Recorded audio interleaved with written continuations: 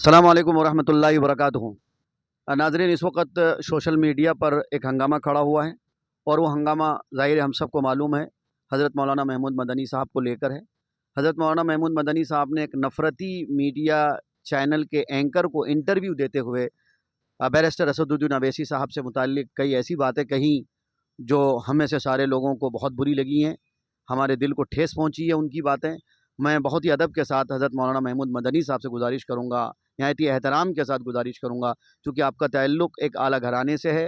आपके घराने की क़ुरबानियाँ हिंदुस्तान में बहुत ज़्यादा हैं और हम ये जानते हैं और मानते भी हैं कि आपके एहसानात, आपके घराने के एहसानात हिंदुस्तान के मुसलमानों ही पे नहीं बल्कि हिंदुस्तान के हर मज़हब के लोगों पर आपके घराने के एहसानात हैं, हम उनको फरामोश नहीं कर रहे हैं। लेकिन गुजारिश करता हूँ कि आपने बैरिस्टर असदुद्दीन अवैसी साहब से मुताल्लिक़ जो बातें कही हैं और ये भी आपने कहा कि जो भी उनके जलसे में शिरकत करते हैं, उनके बयानात सुनते हैं, गोया कि वो सारे लोग पागल हैं। ये पागल की बात नहीं है, ये बयान आपने बहुत गलत दिया है। आप अपने बयान से खुदारा रुजू करें, वरना उम्मत में बहुत बेचैनी आई है। लोग जमीयत उलमा हिंद के सेक्रेटरी पद से, मेंबरशिप के पद से इस्तीफ़े पे इस्तीफ़ा दे रहे हैं। आप खुदारा ऐसा ना करें। और एक बात गुजारिश करता हूँ, सोशल मीडिया पे बयान जो लोग भी दे रहे हैं, जो भी पोस्टें कर रहे हैं, उनसे भी गुजारिश करता हूँ कि आपको अदब का लिहाज रखना है। मौलाना महमूद मदनी साहब से मुताल्लिक़ आप अपनी राय पेश करें, लेकिन खुदारा उनके ख़ानदान को टारगेट ना करें। गालियाँ नहीं दे सकते, गंदी और भद्दी बातें जो आप कर रहे हैं, आप ये भी ना करें।